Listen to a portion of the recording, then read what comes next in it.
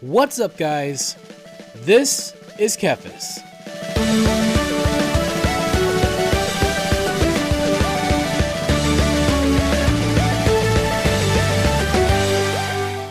Today we're going to be checking out the macro that I've created for Enhancement Shaman starting out in the War Within. Now, if you checked out my first video on Gnome Sequencer 3.2 for the War Within, then in that video I made an Enhancement Shaman macro. So some of this might seem a little bit familiar to you if you watched that video, but there have been some changes that I've made to the macro, and actually right after making that video, like the next day I logged in and I had to reallocate my talent points a little bit. I guess there were some changes after that latest patch update. So either way, there's definitely plenty to talk about here, and I'm pretty excited about this one. So let's go ahead and get into it. Okay, so first let's look at our talent tree. You can see what we've got going on here. Now there are two main builds for Enhancement Shaman. One of them is like the Stormbringer build that focuses more on your lightning abilities, and then the other one is the Elementalist build, which focuses on all elements, like a lot of fire, some ice, and then of course there's lightning still as well. So you kind of look like the Avatar, you know, mastering all the elements. I like that one more. I think it's more fun to play. It seems to be a little bit stronger, and so that's what I've gone with here. This is like an AoE, like Mythic Plus version. I like to go with Mythic Plus builds because they seem to be more useful in a lot more types of content. Like even if you don't do Mythic Plus, they're great when you're doing like solo leveling, you know, fighting multiple enemies out in the world, or even just basic dungeons. They can be good for those as well. So that's why I like to go for these types of build. But on the Shaman side, the left side of the tree, there isn't much to talk about. You know, obviously you've got, you know, Frost Shock you get early on here. You know, there's a few other, you know, abilities that will buff your attacks. And then of course the other one is Lava Burst.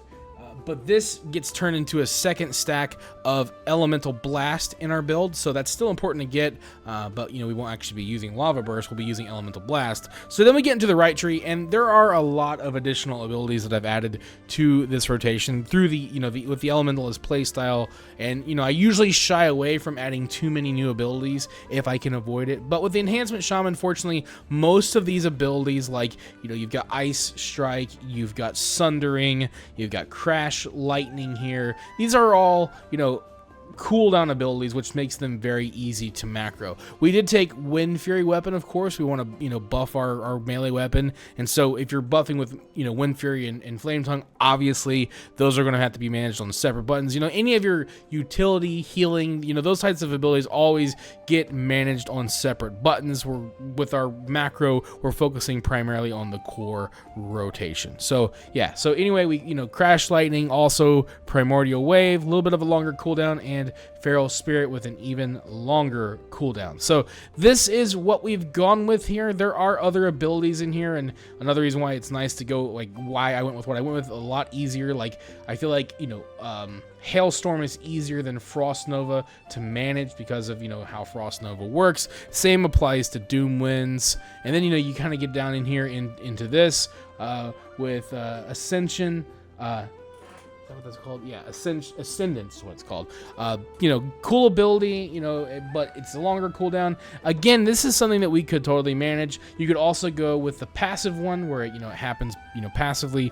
That would be even easier to manage. You wouldn't even have to macro it. So there are options for sure. You could totally do a Storm build and make it work in a macro, but I've gone with the Elementalist because I think it's easier, and I personally think it's more fun. That's what I want to be rolling with, at least for now. So with all that being said, let's go ahead and take a look at this macro here. Now, we do only have one macro necessary, but unfortunately this is a 4-button video. It doesn't sound as cool to say I play with 4 buttons over 1 button. It'd be nice if I could say I play with 1 button, but we have the issue, I suppose you want to call it that, of Maelstrom Weapon, which is what you get stacks of, and when you get to 5 or 10 stacks, then you use some of your abilities. Elemental Blast is one. That one has a cooldown, but then for single target, you use Lightning Bolt, and for AoE, you use Chain Lightning. Now, there really isn't an effective way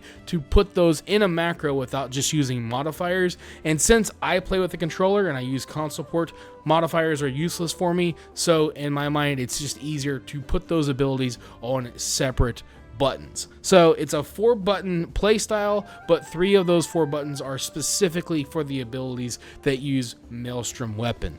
Everything else will be handled in this macro, and so that takes care of most of what you've got going on, but just for Maelstrom Weapons, you're going to have to use those abilities on a separate button. So with all that being said, let's go ahead and take a look at what the macro can do, and it can do quite a lot. So we start things off with, by itself, Flame Shock.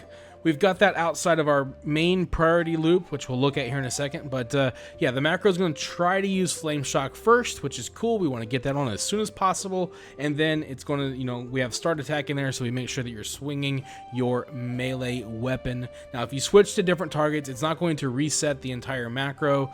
So you're going to want to get that, you know, that Lava Lash off as well on that main target, so you're spreading that Flame Shock. But either way, we're going to try to use that first. And then we keep that outside of the priority, because everything that's inside of this priority loop is going to be repeated twice. Okay, so the idea here is that everything inside the priority loop gets used more often than everything on the outside. And basically, there are 2 types of abilities, at least with how my brain works and how I make my macro. There are 2 types of abilities. There are abilities with under 30-second cooldowns, and then there are abilities with over 30-second cooldowns. Obviously, abilities under 30 seconds are going to need to be used more often, and therefore we put those in the priority loop, and everything else that's over 30 seconds is going to be put outside of the macro, so the macro is not going to try to use it as often because they have longer cooldowns. So the macro will get to abilities outside of the priority window, but it's not going to try to use them as much as what's in the priority window. Everything in the priority window is literally the macro's top priority. And so normally with a shaman macro, like Enhancement Shaman in the past, I just would do a sequence because you have so many abilities in your rotation. But because of how I lay out my macros now, I'm using a priority system. I like to use reverse priority because it will always prioritize what's at top, but it will slowly progress down to the next ability and try to get newer abilities in sooner rather than later. So at the top of our priority, we put another Start Attack in here, of course, but we've got it with Lava Lash. That's a pretty high priority because that's an ability that can reset. We want to try to get that off as much as possible, and that will also spread your Flame Shock. Following that up with Ice Strike, getting that in early as well. And then of course we've got Storm Strike, we want to use that one. Then we have Crash Lightning, you know, for both single target and for AoE. We're using it, keeping it on cooldown. We have a Combat Lion in here, making sure that it's not accidentally being used when you're outside of combat. Then we have Frost Shock coming in last. This is kind of your filler ability, and the macro is going to try to use it, but obviously it's going to prioritize everything else in this window first, but it will get to Frost Shock. And so everything in this priority window, the macro is going to prioritize over everything on the outside, as I've said. So once the macro cycles through all of these abilities in the reverse priority pattern twice, we're going to break out of the loop, and then the macro is going to try to use Primordial Wave, and then it's going to try to use Sundering, and then it's going to try to use Feral Spirit. Then it's going to cycle back to the top, try to use Flame Shock again, and then it will go back into that priority window. So again, the idea is that we're focusing on everything in the priority window more and focusing less on what's on the outside. But the macro will still try to use everything. It's set up this way just to try to use the abilities that it needs to use more often. So that's kind of the idea there. And then of course, as I said, once you get your Maelstrom stacks, you will use the appropriate Maelstrom weapon ability, starting off with Elemental Blast if it's single target, keeping that on cooldown, and then shifting over to Lightning Bolt. And then when you're in AoE situations, you'll just use Chain Lightning when you get your stacks, or if you need to heal, hopefully you won't have to use your stacks on that, but that's there as well. So you will have to manage, again, obviously you'll have to manage your Maelstrom weapon separately. Otherwise, the macro should cover everything else, keeping all of your abilities on cooldown as quickly as possible, and you'll be going from there. But the good news is, since you're managing your Maelstrom weapons on separate buttons, your stacks, then you should rarely overcap. You should, have that on yourself to manage, but of course that just means that you're going to have to be watching that more. The macro is not going to handle that for you like it would if you were like a Retribution Paladin with Holy Power. It's not going to be able to do it like that. It's a little bit more like how you'd play a rogue, I suppose, spending that Maelstrom. It's kind of like that a little bit. So that's just kind of how I had to do it. There's no way to just put those in the macro. When they have cast sequences, you have to get those stacks before you even want to try to use those abilities. Trying to put those in the macro could be very difficult, and I'm not even sure that it would work without using like a modifier. And those are hard to write in the new gnome sequencer, and again, because I play with the controller, they're useless for me anyways. So that's one of the drawbacks. The only other drawback really is obviously, there are a lot of abilities to get through here. The macro seems to keep Flame Shock up more than it needs to be recast, but it's also an ability that can be counted as a filler as well. So it's not a big deal that it gets a little bit overused, but it will keep it on the target pretty consistently, and you should never have to worry about not having Flame Shock up. There's always the chance that the macro may use Lava Lash before Flame Shock, and you might have to wait a little bit to get that spreading. And then, always with all these abilities in here, it may take it a cycle or two to get something on cooldown again, even though it's available. So it's not going to, obviously,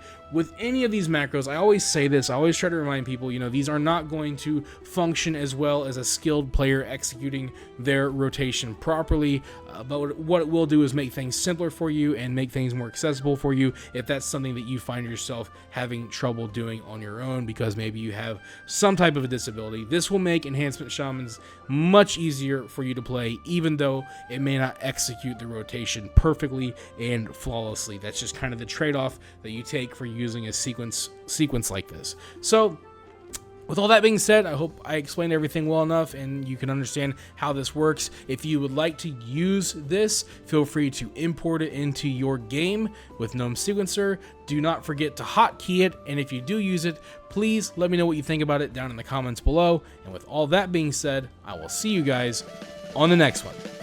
Thank you for watching this video. If you enjoyed it, let me know by clicking that like button. And feel free to share it with your friends so they can enjoy it as well. And if you'd like to see more videos, you can subscribe to the channel and click on the bell icon to be notified as soon as new videos are posted. You can also follow me on Facebook, and if you'd like, you can support my work on Patreon. Links to all that stuff can be found in the description below. This is TheKephas. Until next time.